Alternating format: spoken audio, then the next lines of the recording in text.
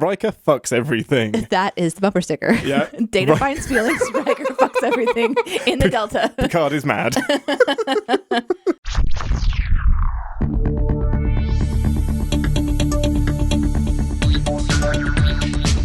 Captain's Pod, Stardate 120321.4. Hello and welcome to the Starship Enterprise, and thank you for joining us as we take a brief shore leave from the world of CinemaSins to explore the universe of Star Trek. I am your Captain Ian Whittington, and with me as always is our engaging ambassador, Deneé Hughes. Tension on deck. Ahoy. No, you're not allowed to say ahoy. Oh. There is no sea in space. Space is the sea of the universe. Citation needed. I thought that sounded pretty great. No, that was good. That was nice. I want it on a bumper sticker, and then I'll just put the Delta on to make it seem like that's a quote from the show. So you could do that with anything, like to be or not to be, but put it in a Delta. Yeah. Just go off everything is Star Trek. If we ever have a merch store for this show, that's what it would be, is just completely ridiculous quotes. It would. Ridiculous. Mm-hmm. It was the best of times. It was the worst of times, but in a Delta. Mm-hmm. I love it. Yeah. Oh, that's great. How are you? Are you excited to talk about some Star Trek? I'm excited that we're in the same room together. We are. Because we actually watched Picard at the same time, and it was difficult to not turn and talk to each other about things. Like there was a couple times I was like, Ian, stop telling me what's going on. We have a podcast to do. Yeah, because we couldn't record what we were doing as we were doing it. And we're not too sure if we're going to keep that in the outtakes or not going forward. But we definitely couldn't do it this time. So I kept turning to Deneé and was just like, this is... And she's like, shut the fuck up. Yeah, you wanted to tell me a couple things about this episode. And I know we're going to go through it, but you just to kind of give a little quick glance. There was a time when you wanted to tell me about the pilot, and a time you wanted to tell me about the Romulan guy. Mm-hmm. Both times you kind of started to go, okay. No, he's not not the Romulan guy. The X-Borg. Yes, yeah. X-Borg, that's right. And I'm like, Ian, I literally don't know anything that just happened on the screen because you're talking to me. I can't. I'm talking over the thing that's been explained. Yeah, probably. I just got so excited because we were watching Star Trek in person, and it's beautiful. So it's so good. That's what I'm excited. I mean, I love doing this show with you. It definitely feels different to be in person. This would be a lot of fun to do in person all the time, but it's like a little treat. So the next episode will sound kind of more like normal. In fact, so episode 0 comes. Episode 1 and 2. Wait, is this the third? This is episode 3, but the 4th thing we've recorded, yeah. So the fun thing about this is they all sound different from each other. Oh, no, they will. Yeah. So at this point, you might not even know what the show sounds like because you know what? We're on an adventure. There's some slight formatting changes between 1 and 2, but it's an evolving adventure. We're having fun. But we love you guys very much. Patreons get it a day early. So that's just $3 a month if you'd like to get the show a day early. Patreon.com/CinemaSins. Indeed. And we also have a little bonus at the end of this episode that was suggested by a Patreon member, but we will get to that later. Is that your captain's voice? That was my kind of TV announcement voice. I was like, this time on Star Trek The Next Generation, Data finds feelings. That's good. Riker fucks everything. That is the bumper sticker. Yeah. Data finds feelings. Riker fucks everything in the Delta. Picard is mad. I love it. I love it. Okay, well, with that, we will see you guys in 10 Forward as myself and Deneé jump to the holodeck and watch something that we watched 10 minutes ago. That transition won't work this week. No, it's fine. It's fine. 2 to beam to the holodeck.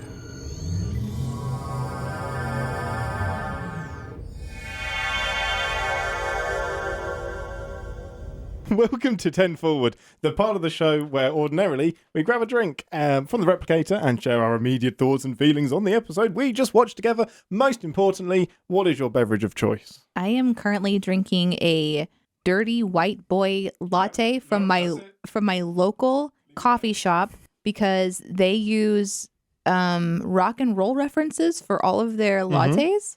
Yeah. So this is a white mocha and cocoa latte with oat milk. Yeah, it almost wasn't. What am I drinking? You're drinking Sweet Emotion. Yeah, but what about the coffee? It is a 2 pumps caramel, 1 pump chocolate, dark chocolate. Nice. 2 shots of espresso with regular whole milk. That is why I'm bouncing off the walls right now and feel a little bit sick. If you would like to suggest a drink that we drink, then please suggest a drink that we will drink, and we will drink it, and we will give you a little plug on the show for suggesting a drink from the Replicator. Wouldn't that be like we're taking an order from 10 Forward? It's the computer telling us what to drink, which I kind of like. I kind of do too, but that's dangerous. Do you know how many things people are going to be like, just get drunk? Yeah, just get wrecked. I guess we need to say we will not be getting drunk on this show. I will. Why not? I don't have alcohol readily available at my house. Okay, so get the captain drunk. Yeah. And then I'll take the show over. It'll be great. Oh, no. Like you wouldn't do that anyway.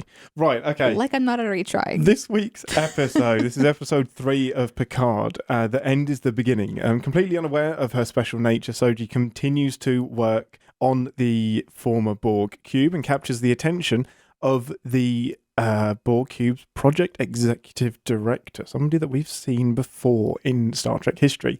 Picard seeks others willing to join his search for Bruce Maddox and Soji herself, and a crew is assembled. Deneé, did you like this episode? Please tell me you liked it more than last week's, which was rough. Well, last week's was just so much exposition, which is always rough. This definitely had some more momentum, to it. Even the pacing of the episode, where there's a scene where Captain Picard and his house is attacked, or there's a scene where there's like a back and forth between like an interrogation on one end, and then Soji learning things from being on the Borg cube, and there's like this kind of pacing where that kind of is building up its intensity.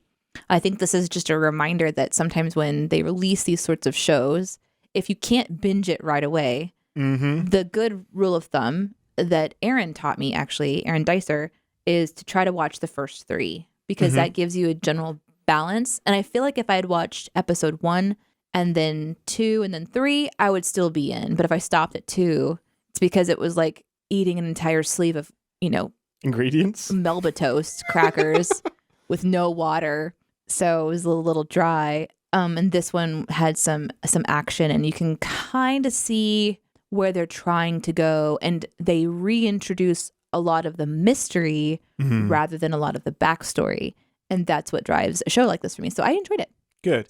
Yeah, I think that if we were at this point at the end of episode 2, I'd be a lot happier, because episode 2, I didn't even realize this until this time round, just how much Romulan lore just gets dropped on us for everything, and then combine that with kind of explaining what happened on Mars as well. But it's like a love story to the Romulan race, it really is, which surprised me as a fan going into it. It was, this is Borg, but it's heavy Romulans, and I guess they were the main. If you had to pick 2 main adversaries of TNG, it was the Romulans and the Borg. Can we call them Borgulans? Borgulans? There are some Borgulans. I know. Yeah, the Borgulans. I like that. The Rorgs? Rorgs didn't work in my mind. The Romorgs? I like more...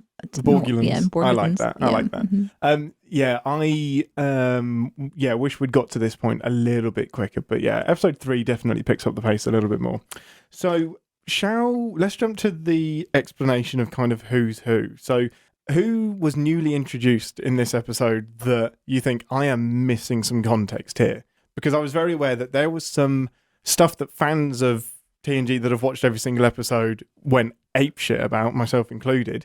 But I was like, this isn't going to hit Deneé at all.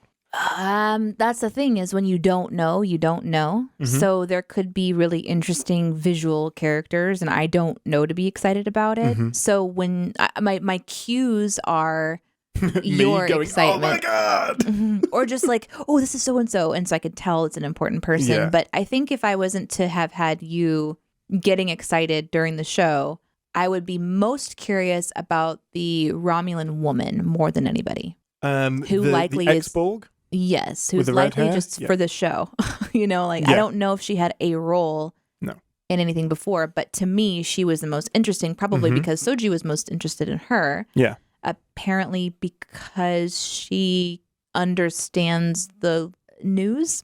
Yeah, it's a weird metaphor. Of Romulan lore. Yeah. I don't know how to understand exactly. I feel like they're trying to kind of weave this idea that there's a merger of Borg and Romulan that's really important. And I was kind of following along, but I was also really distracted because the person that I was watching this show with wouldn't shut up. So yeah, I mean, I don't know why Aaron was with us the entire time. What was he doing? Why was he just poking with a at us? banjo? Yeah, playing the banjo. So strange. Bizarre. Yeah, I think at one point in time he's like, "I'm going to get the harmonica," and we both turned around and said, Punched "No!" Don't you dare!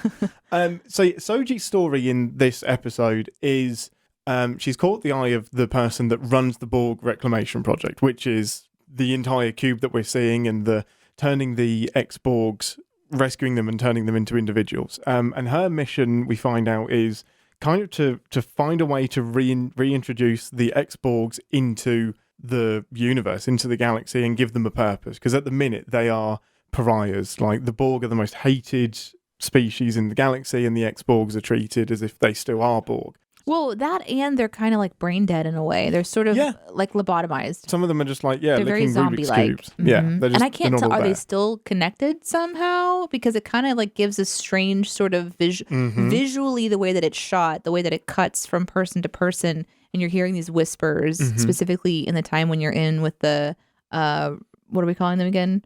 Borgulins? Borgulins. Nice. So in that space, it's like, oh, are they insinuating that they're still kind of hive mind somehow, or that they're accessing memories in like a hive mind type way, even though they're disconnected from the matrix, so to speak?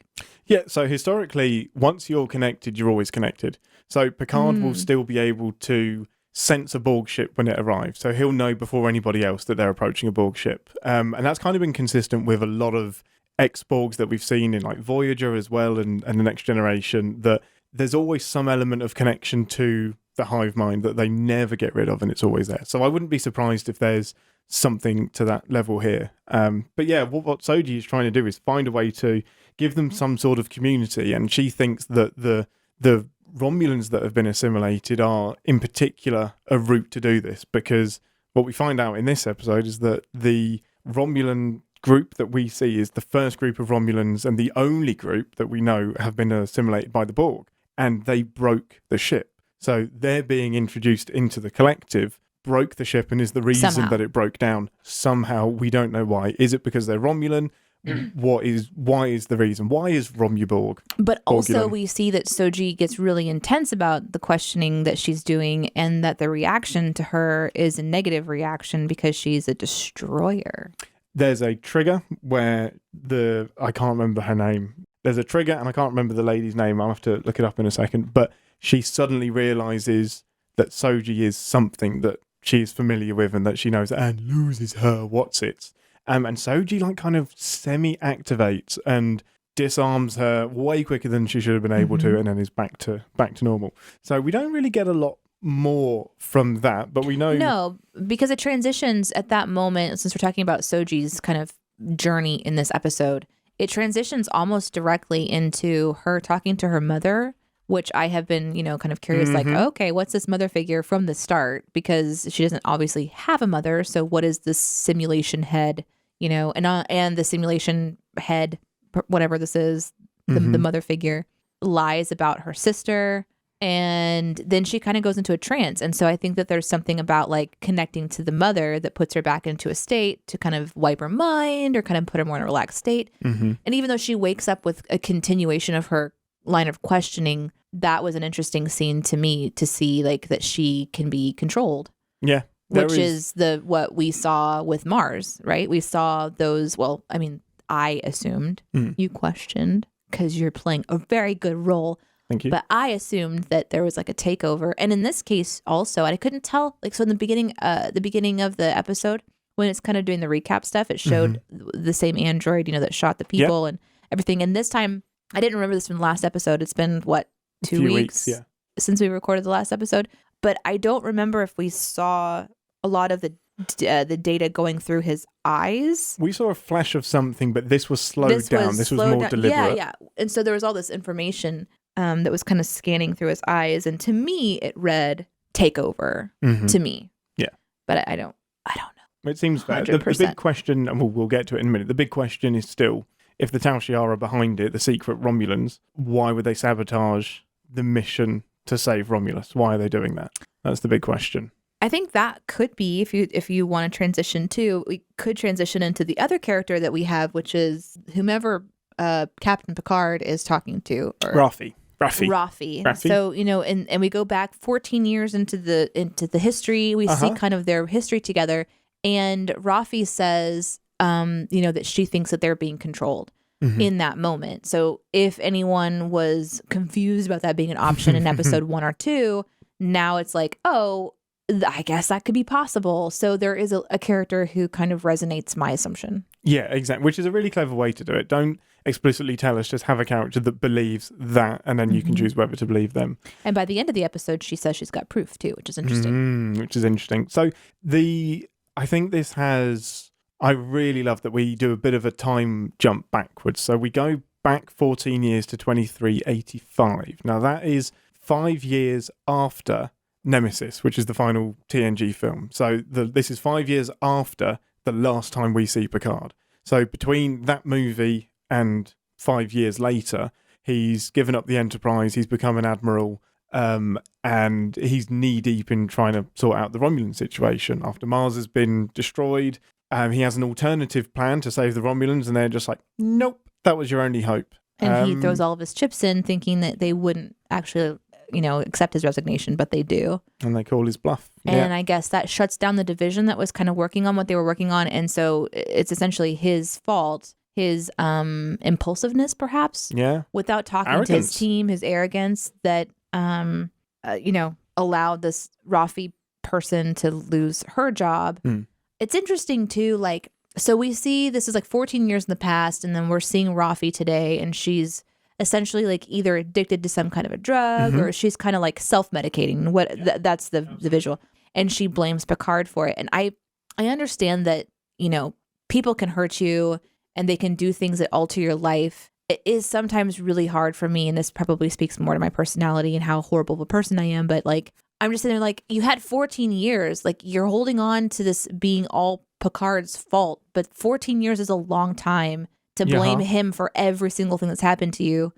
She's like, you weren't there for me. You didn't call. You didn't write. And it's okay, put your big girl pants on and find a new friend. You know what I mean? And neither did she either. She didn't reach out to Picard. Exactly. She just lost her what's-its as well. Which is heavy-handed, maybe, but it's okay, the show is trying to paint the light that Picard is a fallible human who made mistakes so that he can have a redemption arc by the end of this moment, and then we can fall in love with him again, just in case we didn't need to. But here's the problem. Star Trek people who wrote this, we love Picard. That's the problem. Stop calling him JP or whatever. Stop it. We will save that for ReSInstance. I was Futile. So angry. Yeah, they did a thing. And so they're making some choices here in continuing the Picard bashing. Every lady is mad at Picard. And maybe I'm forgetting. So here's the thing. I haven't watched TNG in a long time. And, I was talking with my aunt who, remember I was telling you, we should talk about that. We need to talk about this. Can we do a little quick stop down and talk about it here now? Podcast listeners, do you mind? No, you're going to love this. Mind. So I talked about my origin story of loving Star Trek and how it's related to my aunt. And Ian has now met that person. I've met the aunt. And she is phenomenal. She is one of the best human beings I've ever met. She is. she will love hearing that. All science, evidence. She's a professor. But then, and she's but there's so much passion and humor behind it. She's a doctor, actually. She's a doctor. People that are into science can sometimes be a bit preachy. She's hilarious. She doesn't take herself seriously at all. And we just geeked out about Star Trek for ages. And I eventually just had to whip out my tattoo. I was me. That's on me. I win. Literally. She's great. She was here for Thanksgiving, and Ian was here in town as well. And Ian was finishing up a script in my office. And so when my family got here, he kind of was just, hanging out, kind of finishing up some stuff. And the conversation shifted to Star Trek. And I was like, just hold on just a second. One sec. I walked around the car. I was like, Ian, we're talking Star Trek. I was like, here comes this, just this running. Did somebody say Star Trek? If you could have beamed in, you would have. Oh, immediately. And that would have really impressed her, wouldn't it? She would have been like, holy shit, who is this guy and where did he get that technology? Yeah, exactly. That's amazing. So anyhow, she was talking about how Riker, upon watching now, is sort of a dick. And it's interesting because I haven't gone back to watch these episodes with the lenses that I have as a grown woman, So I'm wondering if maybe I'm missing some Picard bash. Maybe they went back to the content and they're like, you know what, we're going to address some of the things we want to address that we didn't because we put this, guy up on a pedestal, and we're going to go ahead and knock ourselves down a little bit and then bring him back up or whatever. Like maybe there's some of that. I don't know. That is exactly what I think it is. So I think they're trying to address the fact that Picard essentially does nothing wrong ever in TNG, which is why we love it. And we shouldn't, because it shouldn't be believable. The biggest mistake you can say that he made is that there's an episode where he has in fact, that ties into this episode. There's an opportunity where they find a Borg, they rescue him, he kind of becomes an individual, and they have the chance to reintroduce him to the Borg with a virus. And they could send him back and it would wipe out the Borg. And Picard says, no, I'm not going to do it. I'm not going to commit genocide. They become friends with this Borg, and so I'm not going to use him to kill all of his own people. And the Borg volunteers to go back so that the Borg won't hunt down the Enterprise. Got it. Okay. That's the only time I've really seen an Admiral tear Picard down is like, the next time you get the chance to do this, you have to do it. Because the Borg are killing trillions of people. Yeah. And that individual is Hugh, who is the head of the Borg Reclamation Project. Oh, that is so interesting. So interesting. That's a great transition back into this, actually. Yeah. So the episode is called iBorg. So there's a shuttlecraft that's been damaged. There's only one Borg survivor. They rescue him, and Picard immediately says, we need to send this Borg back with a virus. This is the only chance we're going to get to do this. Geordi and Data eventually befriend him as he becomes separated from the Borg, and he's like, you have names, can I have a name? Who am I? What am I doing? And they eventually make friends with him, and Geordi says, what should your name be? You, and then he just says, Hugh? And it is so sweet. And Picard gets pissed. They're like, you named the Borg? Yeah, sorry, boss. We kind of named the Borg. And eventually Guinan says, if you're going to send this Borg back to the collective, you need to speak to him first, and you need to see that he's an individual. Picard has a conversation with him, and Hugh starts referring to himself as I instead of we. And Picard's just like, well, shit. You've broken my little heart. Well, hell. I can't do it to the Borg. So instead, they just find a way to send him back just as is. Now, fast forward 4 seasons, we meet Hugh again, and unfortunately, some of the individuality stayed with him, and it derailed that cube. And that cube just got disconnected from the Borg. They were like, fuck those guys, they're all individuals, we don't like them. That cube then gets picked up by Law, Data's brother, and he becomes the king of this Borg community. And he starts experimenting on them to remove all of the flesh and juicy bits and just make them cybernetic, robots. just make them robots the whole time. Enterprise comes in, saves the day, meets Hugh again, and that's the last time we see Hugh. Hugh is now in charge of this Borg community. Reclamation project. Well, we don't know that's what it is. Oh, you're talking about in the previous seasons? In TNG, Oh, okay, yeah. okay. So the last time we saw Hugh, he's still a Borg. He's just chilling with this ship of individual Borgs. Fast forward 25 years now, he's now in charge of this different cube that has broken down for some reason, and he's a human. He's been deborged. Is this cube the same cube that the Borgulans were on? We don't know. Oh, we don't know. Okay. So all we know is... But all Borgs are, gone. We don't know. Oh, we don't know. Okay. We have I can't remember no that. idea. I think that's right. I think I remember you telling me that now. Sorry. Yeah. So the vast majority of the Borg are 80,000 light years away. So it's only like the occasional ship that comes by. So it sounds like this ship was in the area, assimilated this Romulan ship, and then went to shit. It just fell apart afterwards. Hugh, at some point between now and TNG, has become a human and is in charge of this cube as a researcher, and he's trying to collect technology, reclaim the Borg, try and make them human again, and do a ton of research. And he seems to be very interested in Soji. Completely, because Soji has more information than she does. So she lets slip a few times because she's a robot and she's been programmed with information. That's the only way she's going to know what stuff is. Yeah, it's really interesting. The pieces that are in place, the pieces that are in play in this episode, where there's still so much more movement for them to do on the board, and that this chess game of revealing to the audience what is obvious information to the writers and what is not. I love it. I'm having a really, really good time with it, especially because for you to watch how excited you get, it's really cool because I wouldn't have that same knowledge of this Hugh person, but to see him appearing in this one, it must have been really fun to see him the first time. Like, so I knew, like, the casting news was all over the place. We knew that this actor was going to be in it, and there's only really one person he's going to be. But to still see him as a human, and his voice is very distinctive. So even though it's the actor is aged 20 years, it still sounds like Hugh, and it's so good. It's so nice to see him, and you just want to catch up and say, dude, what happened? How did you become a human? I also felt like in this episode they did a good job of balancing Picard with Soji. In previous episodes, I don't feel like it was balanced that well, but this felt like a nice balance because about the time that I would get concerned about how old Picard is doing anything that he's doing, it would hop back over to like young Soji. The young people, yeah, exactly. And so they're kind of doing a good job folding it in. Like there was a couple of scenes like when Picard is attacked with his Romulan buddies, where I'm just like, oh, he just got tossed over a couch. He that's broken bones. That's a hip replacement surgery, you know. But speaking of Picard, it was interesting to hear him say engage in this episode. I was very concerned why he was still standing up, but that's for later. To kind of have him on the ship and see like this really high-tech ship because honestly, I'm looking at the ship going, what are we in, like a storage container right now? It's what it looks like, isn't it? It looks like it's just but then all of the I don't know, the equipment is very just hand gestures, and they take CGI and they just like wrap it around wrists and stuff.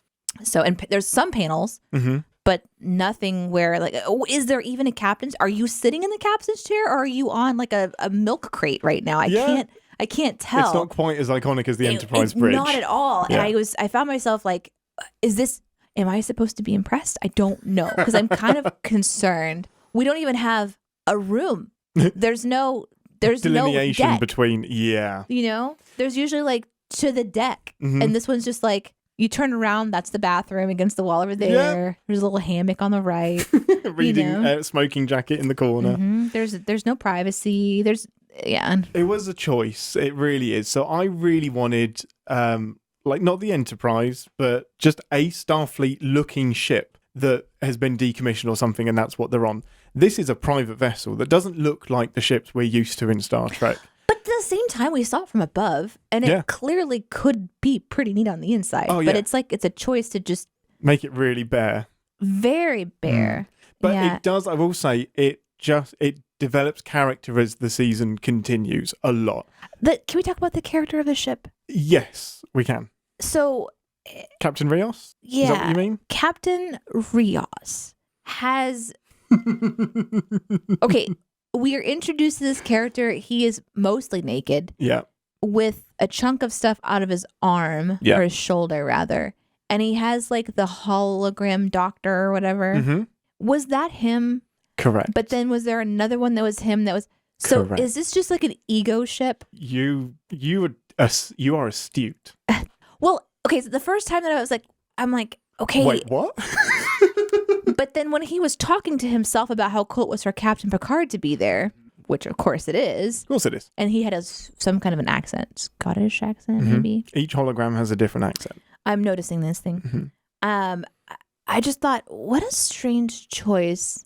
It's almost like they said, you know how we could save money in our budget? We're going to get a shipping container. That's going to be the ship. And rather than have, a crew and lighting, we're just going to have an actor who we know can do a ton of accents and have him talk to himself. So I don't want to talk too much about Rios and his holograms because there is so much more to it later in the season. Because he's just a hologram already. What? Rios? Yeah. Okay, add that to the predictions. That's cool. Okay, here's my prediction. I'm write it down. Write it down. Rios is a hologram. This is a pretty extreme one. It is. Hold on, I'm adding more to it. Okay, go on. Oh, you're not going to share what you're adding to it? I can't. You told me to wait. Oh, we're going to do that later on. Sorry. Yeah, so Captain Rios is ex-Starfleet. Picard sniffs him a mile off. You smell like Starfleet. You smell like fleet of stars. And he seems like he's had quite a dramatic exit from Starfleet, similar to Picard as well. But yeah, he obviously holds Picard up in quite high regard, which is why he's willing to help him. And the crew that's assembled is the angry ex-friend who angry Raffi decided to get into the details and find her own reason to go. The hologram captain, that I'm just going to call him hologram captain for fun. I'm likely wrong about that. That's fine. I don't care. And then a overly excited, adorable scientist. Agnes Girardi. Yes. Yeah. Dr. Agnes. Who makes a really questionable choice when she says, "Who are you, lady?" And I'm like, oh my gosh, you're about to get punched. Yeah, Raffi will absolutely brain you. You've just met. She's a scientist. She knows how to talk to people. It's not like she's inept. No. She's a scientist on a TV show. She's socially awkward by default. Hey, lady, you sure have a really interesting attitude there. It sure is swell to be on a ship with everybody. Shake my hand. Let's be friends. Did I accidentally murder a Romulan? Yes, I did. Anyway, I think we kind of covered the whole episode there. Was there something we missed? I'll just say that the ex-Borgulan is Ramda. Okay. And she looked pretty badass. Yeah, so she's really badass. That was a great scene. She's playing some Romulan tarot card game, and it's very symbolic of Romulan culture. Basically, all of Romulan culture is in this card game, and she has good days, she has bad days, but it seems to be that she's the most coherent one, and she has as many puzzle pieces as any of the ex-Borg do as to why. They all want to know why this group of Romulans resulted in the Borg ship breaking down. It's interesting that you use the term puzzle pieces because almost everyone in that room is working on a puzzle of some kind. Yeah. There's the pieces on the table. There's one guy Rubik's Cube who's trying to look at there's a Rubik's Cube. And there's the guy who's like looking at the trippy whatever wall feature that was going on. That could be a picture that's just a moving picture. It could be part of the ship. It's just like a window into some sort of like unit on the wall. Yeah. But everybody seems to be trying to figure, something out. And that is what the audience is doing, too, as, we see them kind of attack Soji. So, but yeah, I really enjoyed this episode. I think it picked up pace nice. I hope the next episode continues with that pace because I was looking at the next couple of episodes. I'm curious because they mentioned their destination of cloud something in this one. Free cloud, yeah. But then the description that I accidentally kind of just saw free cloud in is like 2 episodes away. So I'm like, okay, so we have an entire episode of just these guys, trying to get along or something. So I'm a little like, how is the pace going to be for the next one? But you know what? I'm having a good time. Yay. And I love Picard, and I just want them to leave the man alone because he is a godlike character for me, and I just can't handle it. Please, for God's sake, just leave the man alone. Stop calling him JL. Oh, JL, goodness. With that, because there's some bits on that we need to talk about. It's time to head to engineering for ReSINstance is futile. Good. Battle stations, everybody. Warning. Warp core collapse in 10 seconds. This is the part of the show where we re-engage our sin brains, remind ourselves that no TV show is without sin, even our beloved Star Trek. I have quite a few for this one. Do you? I do. Go for it. I do. I have quite a few. See what I can bat away with my deflector shields. I can't watch anything without just having a sin brain on anymore. Of course. It's my job, people. My first thing that I wrote down in my notes was 14 years ago, ... still old as fuck. They put a bit of foundation on him and then fuck the rest. Like, if you Google, like, Patrick Stewart from Nemesis, this is meant to be 5 years after that. And there's not a way to do it. A lot. There's not a way to do it. Like, they're like, let's cover his liver spots on his bald head. Exactly. Not unless you have Disney money. Yeah. It would be really amazing if there was a way to have done something that, like, showed us, this younger version. But it's fine. We just have to use theater of the mind. But when it said 14 years, I was like, no. No, that's not even 14 days ago. 14 hours ago. This happened. But I did love that scene. We forgot to mention the uniforms. Those were pretty badass. We'll briefly go away from engineering just for a second. The uniforms are incredible. Like just kind of pop into the hall and be like, "Didn't you love that?" And then pop back into engineering. Yeah. Did you say something positive? Get back in here. That's not for this room. Nope. But I have one of those uniforms because it is beautiful. Yeah, the I really uniform liked design in Star Trek is always fantastic. And it appears in one scene, and yet they still design this gorgeous uniform that seems like an evolution of the other uniforms. Beautiful. Yeah. I love it. Yeah. So that was one of the ones I wrote down. What about you? Me, the sunglasses on Commodore O. I cannot get past them, and I don't know why. Can I tell you why? Why? So It might be the years. there's these several angles going on. Yeah. Okay. There's the angle, the really intense angles of her ears, then into the angles of the eyebrows, and then you have these really odd squatty like sunglasses that are almost angled down in a different direction. And it made her look absolutely comical. Bizarre. And she is meant to be intimidating as fuck. Right. Like, she's the big bad. And instead you're like, okay, take out the Men in Black, like little, like, erase your mind thing. I'm expecting like Agnes to get like neuralized. Yeah, neuralized. And it's like, what's going on? Or like just bad. Mission Impossible, like just going to take the glasses off and then you get the Who scream. Yeah! Oh, I just got so excited that I punched the microphone off. 1 second. Okay, I think we're good. I'm just going to have to slouch a bit. Yeah, I can't get past it. And the entire internet hated that as well. I should think so. Some people were... Stop touching it. No, wait, I've got to tighten that. It's fine. Some people were more vehement. So my problem is that they were using it as a... This is why new Star Trek is crap. So, and they would just bring up a screenshot and just be like, the sunglasses, this is why new Trek sucks. I was like, no. I admit that is cringy and it's an odd choice. But can we look at the uniform? But can we look at the fucking uniform that she's wearing, which is stunning. And also how many poor fashion choices have been made in every Star Trek thing. Like there's always a decision to add something that shouldn't be there. Always. This one was odd because it made her look squatty. But anyways. And I'm sure I could see like Ray-Ban on one of the corners. And I don't know. Yeah, it stood out for me. So I would sin the crap out of that. Your turn? I've already said it, but the JL situation in my notes, it was stop calling him JL. And then like I have a couple of other notes and then several down. And it's just in all caps, stop calling him JL. God damn it. Stop. It just felt wrong. It does. So it's a deliberate affectation to fill in some backstory. So instead of saying... it's like we're friends. Exactly. I can call you JL. Exactly. That's how close we were. Exactly. And you know what? No.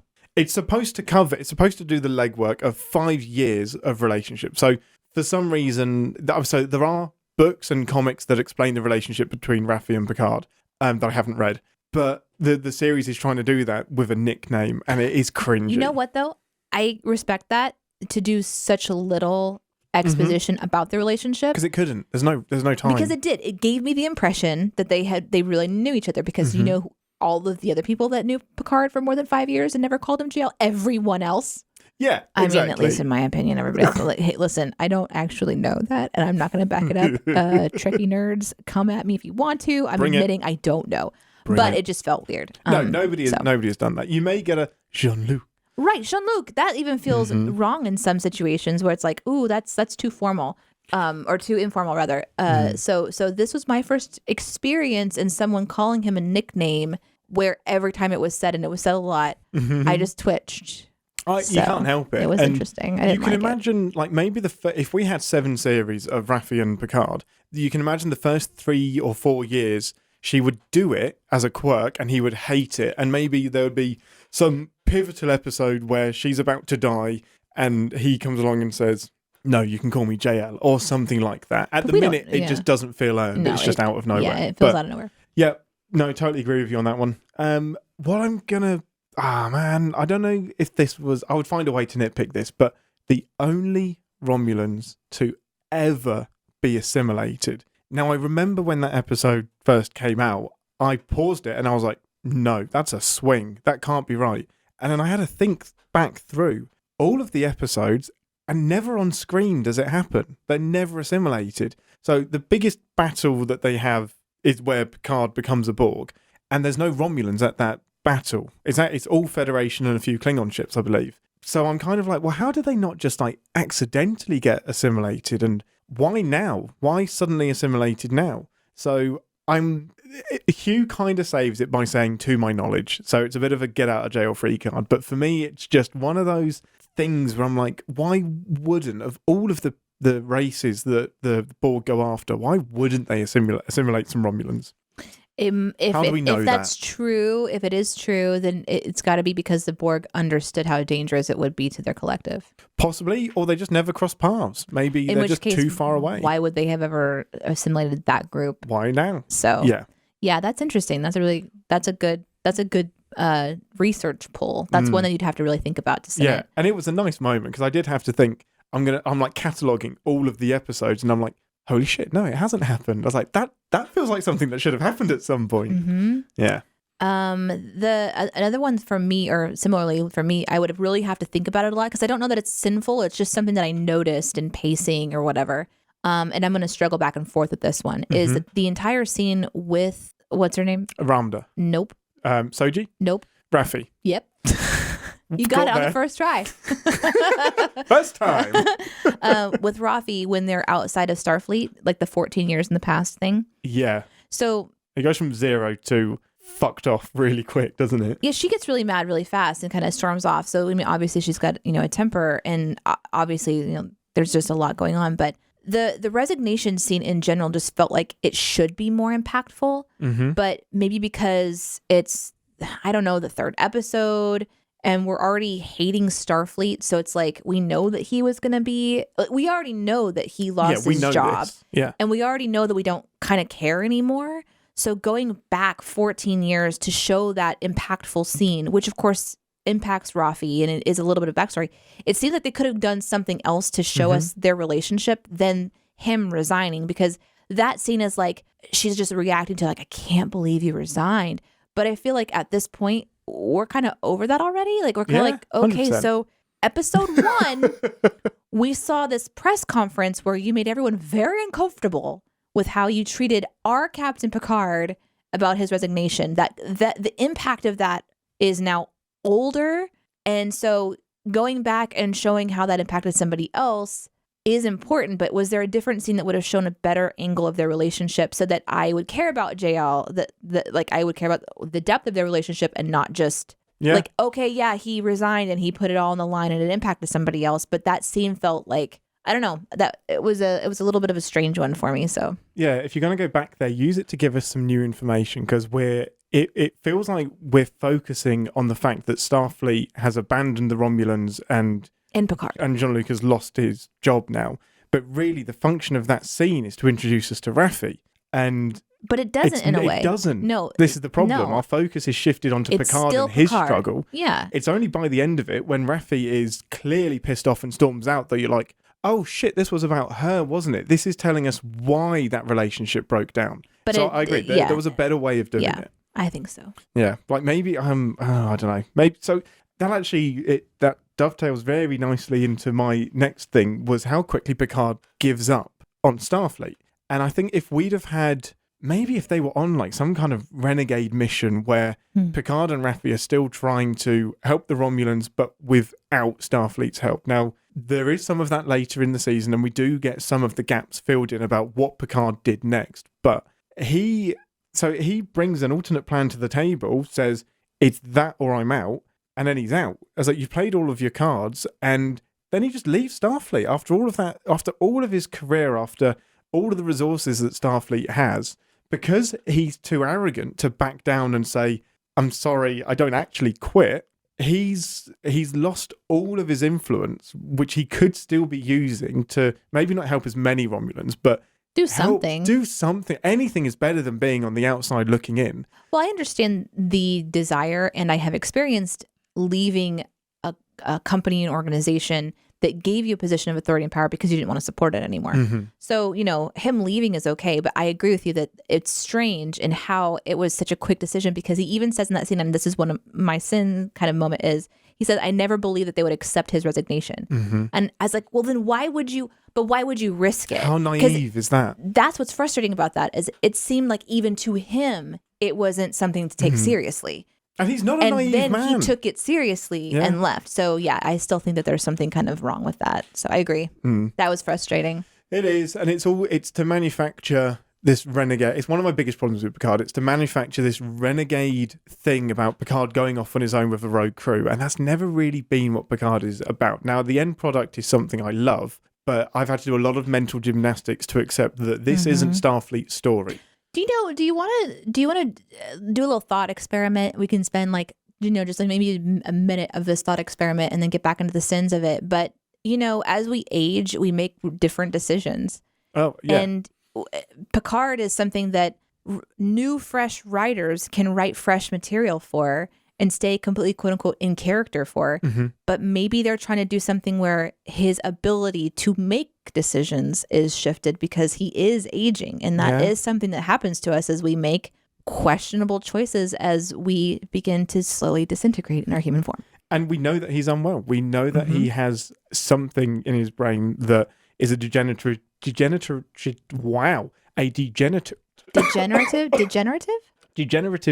of some sort. Right. So it's really true. And you can see that he's tired. But the new writer thing is, I think that's spot on, because famously all of the writers loved being on The Next Generation, but their biggest negative about working on the show is that nobody was allowed to disagree. So your main crew on the Enterprise wasn't allowed to have arguments because this is the future. It's utopia. We've seen past our petty differences and there is one singular truth that we will work towards. Sometimes you'll have some arguments, but they were not allowed to have big shouting matches and big fights. Yeah, big emotions until Deep Space Nine, when Gene Roddenberry had essentially passed away. So now the doors are wide open, and maybe this is stuff that people that are growing up watching TNG thought, I would love to see Picard taken down a peg or two so that he can rise back up and defend himself. Somebody needs to challenge him. Makes sense. I kind of give it a bit of grace in that sense, but I love the thought experiment.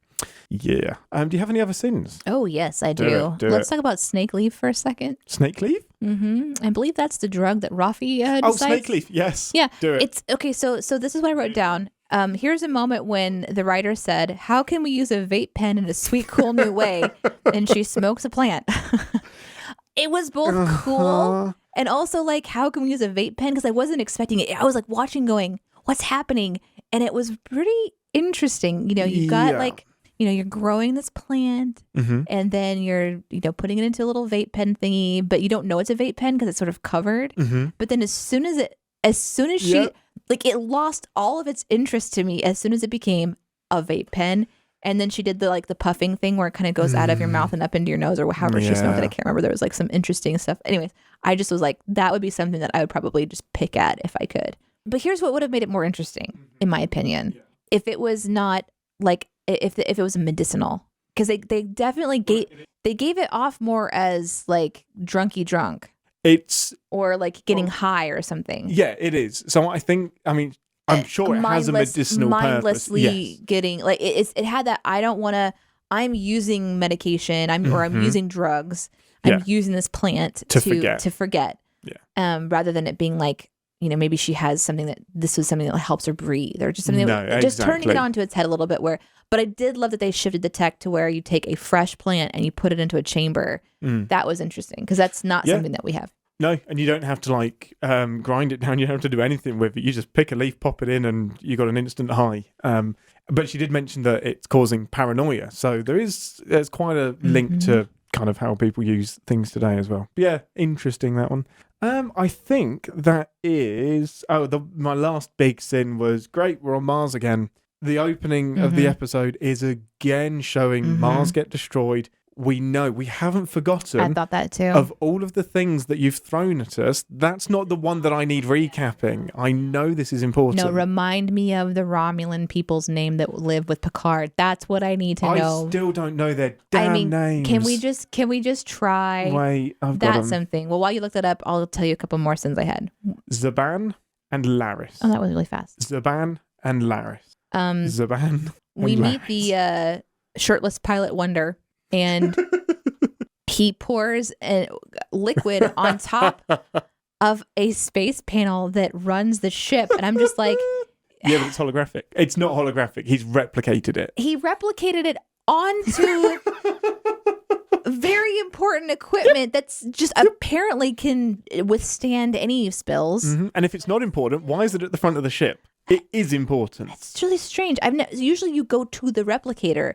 It's not usually like this panel, which is probably doing 1,000 things at the same time, is also, which is neat. Give me whiskey. You know, it's like the iPhone. You know, when the iPhone was like, hey, we're going to be your calculator. Yeah. We're going to be your watch. We're going to be your camera, all in one. You can pretend to drink a beer from thing. it. Yeah. You can do all kinds of stuff.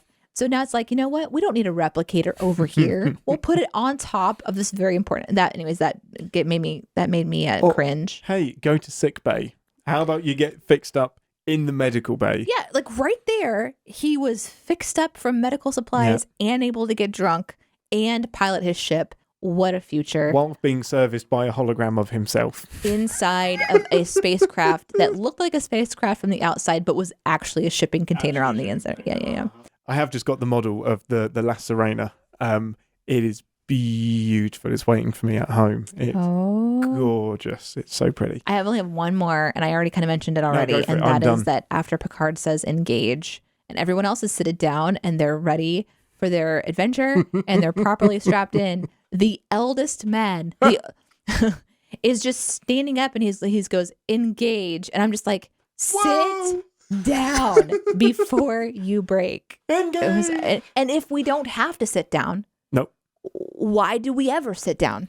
So he doesn't need to sit down because there is a technology called inertial dampeners. So if you didn't have that, jumping to the speed of light would invert your insides. It would put your spleen into the kind of outside of the ship. But if they fail, like if somebody fires on you, you need seatbelts. Like, how many people have died because of a lack of seatbelts in Star Trek? And they don't show us this deck. It literally has the vibe that you've pulled up a folding chair and like the roller chair from someone's backup desk office and a milk crate, as mentioned earlier. Sorry, Picard, we're out of space for you. You just get to stand here and fall down. So that bothered me a lot, and I would sin that too. But that's it. That's the only sins I have. No, I agree. And linked to that is getting thrown around when the Romulans attack his house. Like, good Lord, you've killed him. He's dead. He got launched over a table. And how convenient was it that the one table that he gets thrown on is the one that has a disruptor under the desk? And that's where he pulls it from. So maybe there's a few of those around the house. How convenient that he's flipped over anything and doesn't break anything. Like that section of the room is padded so perfectly. Yeah. But anyway. But we crave action, apparently. And we just can't. Sins. We do crave sins. This is in our blood. Okay, well, let's head to our final stop, which is the captain's ready room. Welcome to the Captain's Ready Room, where we hear our ambassador's predictions for the rest of the season and bask in her Q-like glory if anything she has previously predicted has come true. Now, I don't think we had a lot of predictions last time because you quit the show, but I managed to bring you back. But what have you got this time? The hologram thing is interesting to me. Your prediction for that. My predictions so here's what I wrote down earlier in the show. Rios, is that his name, Rios? Is a hologram. And the captain's death that he referenced was his own. Oh, shit. That's amazing. Wouldn't that be cool? I can't even hide my shock to that. I love it. So can you email me your predictions? That's fucking epic. Wouldn't it be interesting? I mean, yes, it would. Anyway, so I don't think that one's real, but it would be a really fun prediction to see. Based on my reaction, I am just going to say, no, it's not real. But holy shit, I wish it was. I saw my captain, and his insides were on his outside, and his brain was here and there. Holy fuck, that would have been fantastic. Isn't it? Yeah. That would have been so good. Guys, I should probably be a writer. You should be a writer for something. Honestly, if you're the one that gets hired to write for Star Trek and it's not me, I will leave this friendship. Unless you bring me with you. I will not. I'll be happy for you. I feel like you won't, and I'm so uncomfortable right now. We're in the same room together, and I don't know how to hide my shock. This time Ian quits the show. How can I make this happen? Actually, no, this is a great way to end our friendship. Okay. Oh, no. Okay, I got ideas. No, we've still got more predictions. I only have one more. Okay, go for it. So they call Soji the Destroyer. And I'm thinking, what do we keep seeing destroyed over and over and over again? So my prediction is that she is somehow responsible for Mars. Interesting. Okay, I like that. I don't know if that's true. Okay. I don't care. No. But there's some kind of a correlation there, I think. Yeah, that's an interesting prediction. I like that. Mm-hmm. Cool. Nice. Anything else, like, while I'm in the captain's room here? Like, can I touch this cool thing over here? Ow. Oh, that's strange. That was my soul. You just touched my soul. Oh, God. Why is it so squishy?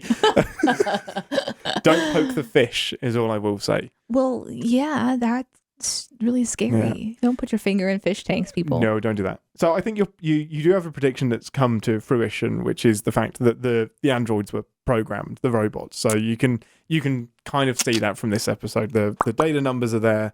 Starfleet believes that they just woke up and decided to go rogue. Raffi has proof that otherwise, the contrary is the case. Which, of course. The key is that Starfleet is now banned Android.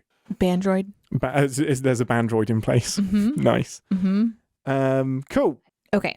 I can't piece this together. Okay. I don't have enough information, so I don't have any predictions. Okay. But where I found myself going kind of down like a swirly loop of trying to pull things together is remembering that there is this, like, and I don't have all the words for it, sorry, but like the secret society of Romulans, the spy, who hate AI. Yeah, exactly.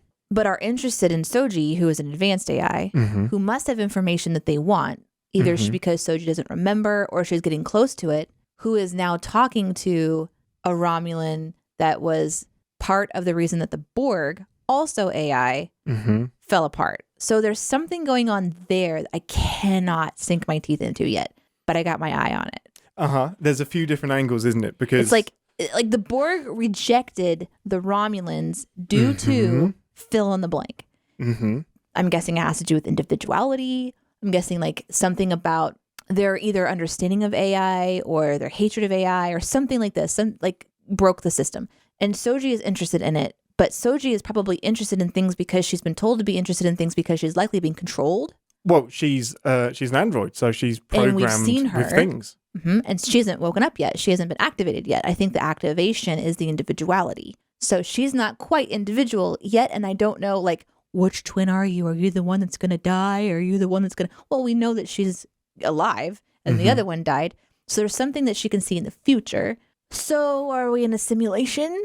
I don't know exactly. Oh, I like that. Anyway, there's this really interesting stuff that they're like sprinkling in, and I don't quite understand it, but I feel like when she said, I've seen you in the future, like maybe she's confused about time, but she's actually seen the twin before. Maybe she saw the other twin before. Either way, I don't know, but I'm working on it. I can see the pieces kind of starting to kind of come together a little bit. I'm waiting on a few more predictions, but that one really that thought process pulled me out of the show for a good 3 minutes where I was like, wait, I'm not paying attention because I was kind of circling, trying to put the pieces together. Yeah, piece it together. The evil Romulan, the Narek and his sister, who is the undercover Starfleet person, who have a really odd sexual tension together. That will be ReSInstance is futile in an episode. Oh, I mean, like in this episode, he leans into her ear and he's like, blah, blah, blah.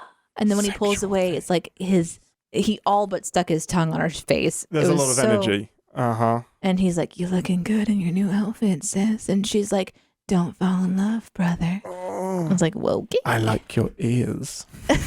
That is the least explained part today. So we don't know why Narek we don't know what his mission is other than to get close to Soji. That's it. We don't know. He does a little bit in this one say, like, she hasn't given information yet. And like, it's obvious that he's supposed to be close to her so that he can learn things. Maybe she'll slip up. When Soji started to say, I am, these are the things I'm asking, what do you think about that? He hard right turn shifted into, I love you. And so obviously he's not wanting to talk about that for his own personal reasons. So there's a little bit of a like hints there that secret society of Romulans or whatever is waiting for Soji to reveal something. And on this episode, we see that Soji's on the hunt for some kind of a truth that she's going to be able to get from a Borg assimilated Romulan. And then all this interest in Borg, knowing that there's someone at the top like pulling strings for activating AI. So I'm really curious what it's gonna look like. I hope I'm satisfied with how they do this. Like I hope that my version isn't more interesting than the one that's shown to me. Interesting. But we'll see. Now that I'm thinking about it, there is so many interweaving mysteries that don't actually feel separate. I think the show is actually doing a really good job of linking these 2 or 3 different locations together. They're all kind of aiming towards the same thing, even though everything is so different. I think it is weaving that mystery extremely well. And I do like it. I like it a lot. Right, I haven't quite got a name for this bit yet, but we're going to access the library computer. And Deneé. Oh. Let's say a thank you to Lollipop Shoes, who made a really fun little suggestion on Patreon. Based on last episode. Based on episode 0? Based on episode 0, actually. Yes, nice one. That they would like to challenge Deneé to give me a word, and I have to an item or something. Yeah, and I have to get it back to Star Trek in 6 steps or less. So the example is the trombone, I believe? It was a trumpet. A trumpet, and I said that a trumpet is in the same family as a trombone, the brass family, and Riker plays the trombone. So I managed to get there in 2 steps. Yeah, but I feel like that's too easy. Like, that was, technically this is made of atoms, and this is made of atoms, so that works. So you're going to have to try. Okay. We'll see how... I should be able to have 2 vetoes. Okay, nice. Okay. I like that these rules are developing on the fly. That's great. Of course, this is how this works. And if you have any suggestions for making this more complicated, you should let us know. Layer it on. Great. CinemaSins.com.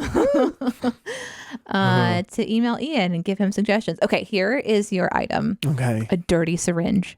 Oh, Deneé! Okay, dirty syringe. Okay. Because I have to think of something complicated and specific to make it difficult, because you have 6 steps to get there. It doesn't mean that this show contained a dirty syringe. It means that you have to logically go step. I'm going to edit, full disclosure, listeners, I will be editing out some long pauses and long silences, because I don't want to give up just for the sake of keeping you people waiting. That's right, podcast listeners. I'm the one that gets to sit here for 20 minutes. It's been 1 hour. Right, okay, so a dirty syringe. We should give it a time. I'm going to give it a 5-minute time limit. No, okay, good. Right. Okay. So a dirty syringe. Do I know how it got dirty? Nope, do you just that's all used? Up to you. Used? Yeah, like a used syringe. Okay, so... I mean, I have one already. Yeah? Yeah. Okay. I have one, like, I can get there in 1 step. Well, I've got there in 1 step, but it's a bit of a cheat, to be honest. Okay, what is it? But, so the route that I was going to go is that the dirty syringe could be used by drug addicts, and there is an episode with people that are addicted to a drug in season 1 of The Next Generation, and they are addicted to a substance that they don't realise is a drug, and it's being used to control them. Whoa. I'm linking it to junkies. That's actually interesting. That was tricky. Yeah, that was a good one. So I went sick bay. How many times I have to use little devices? We don't need to use syringes anymore because you've got the hypo spray. Yeah. Oh, is it hyper spray? It's called a hypo spray. I thought that they still had syringes, but man. No syringes. Oh, no. That was a tricky one. Yeah, that was really tricky. Like getting from needle to there was, yeah. Right. Thanks for listening, everybody. That was a lot of fun. That was great. It's peace and long life from me, and goodbye from Deneé. Goodbye. Wait, that sounds so... It did, actually. Like, goodbye forever. Final. Yeah. And what from Deneé? Yeah, okay. I guess dirty syringes. It's a dirty syringe from Deneé. We will see you next week for episode 4, and as always, live long and Podspur. Thanks for listening. Want to connect with the show? Our hailing frequencies are always open through captainspod@cinemasins.com. Like, comment, and subscribe on your podcast player of choice, and be sure to visit cinemasins.com. I am the very model of a modern Major General. No. Okay, your turn. No.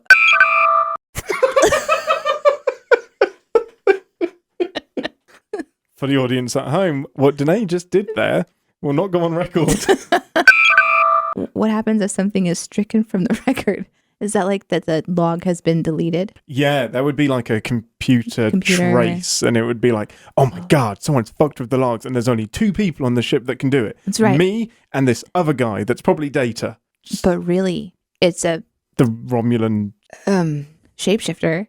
The Romulan shapeshifter? Holy shit. I want that episode. Okay, you know what? We're going to abandon the podcast and for we're the just day. going to make our own episode. Gonna make our own episode. So there's a Romulan shapeshifter that's been deleting logs, but we don't know that. We don't know that probably until episode 4.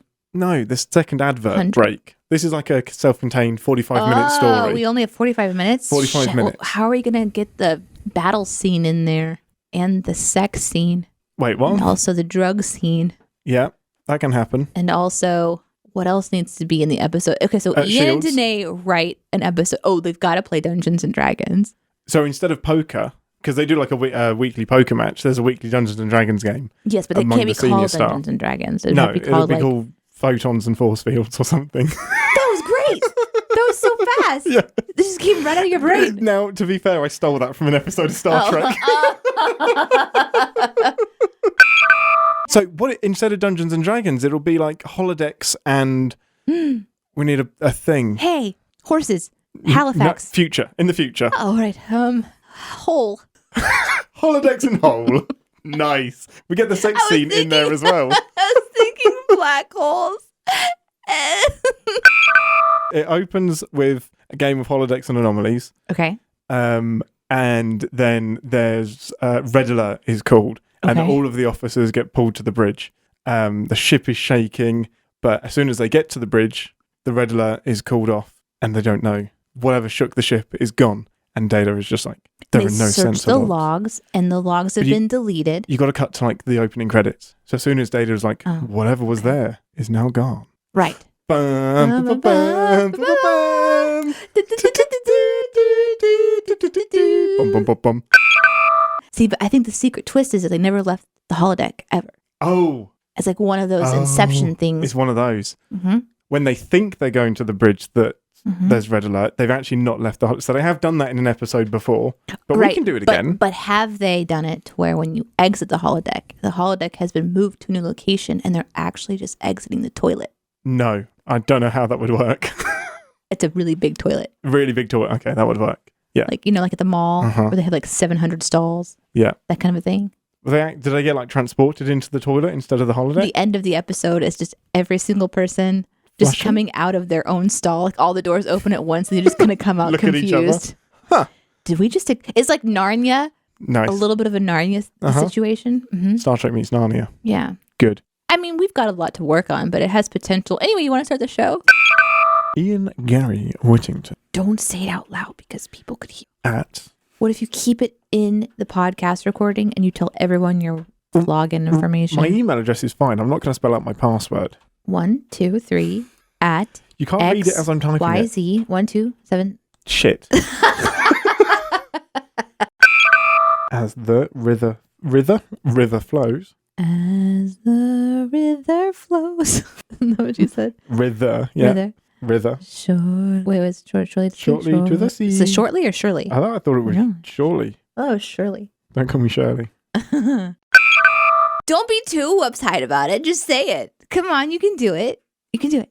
Welcome to Captain's Pod. No, that's not the opening. Captain's Pod, stardate. Do you know how my stardate system? 1, 2, 3, 2, 0, 2, 1. Close, but no. 6. No. 12. No. Can I do it? Special. Go on. Hold on. What's my title? Hold on. 3 episodes in, and Deneé doesn't know her title. Fuck. Ambassador. Yeah. Elite. No.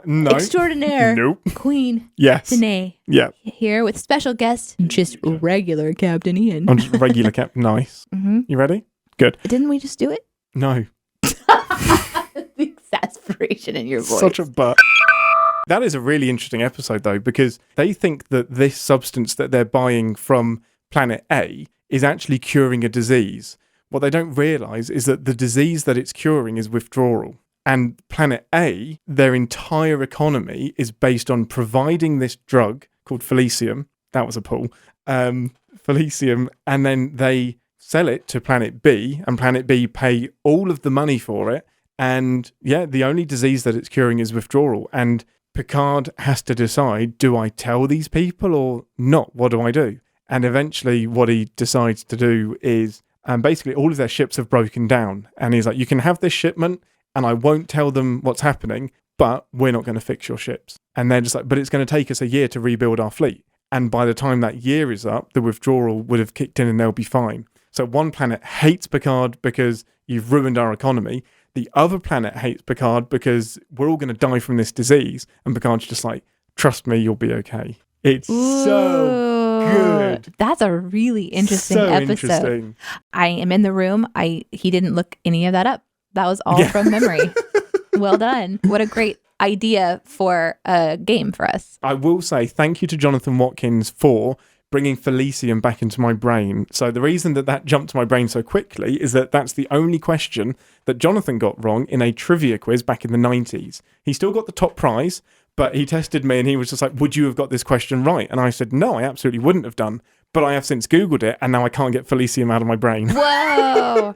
And that will be the name of his next cat. That is an outstanding name for a cat. You are a drug to me, cat. That is so true. That hits hard. What's that? Is that your middle finger? Oh, it's my middle finger. How polite. Yeah, I gave you the middle finger. Yeah, but how you did it was... Yeah, it wasn't like... I got some knuckles in it. Yeah, you put... That didn't sound right. I want to take a picture. I've never been flipped off like that.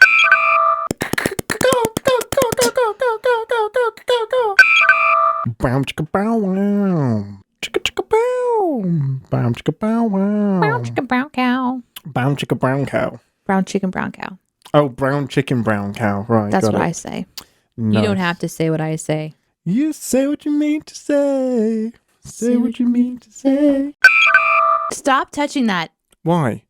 You don't need to touch it. Why? I like it. Once it's in place, it's in... But it's not.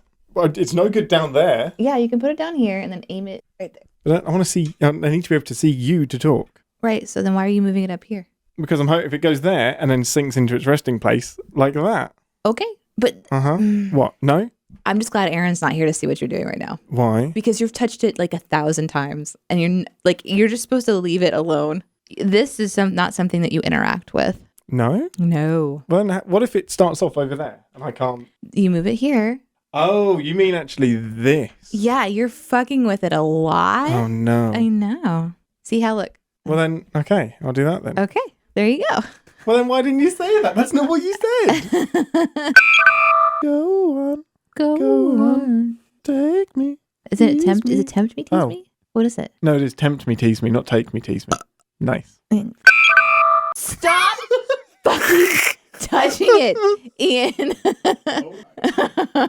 You're going to get in trouble. Tempt me.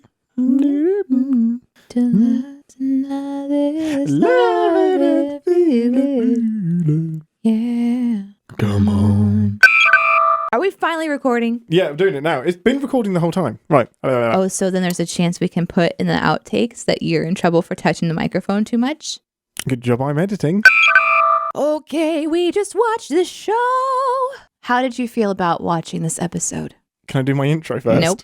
Yes, of course. Good. You're the captain after all. Welcome to... I'm just the ambassador. God damn it. God damn it.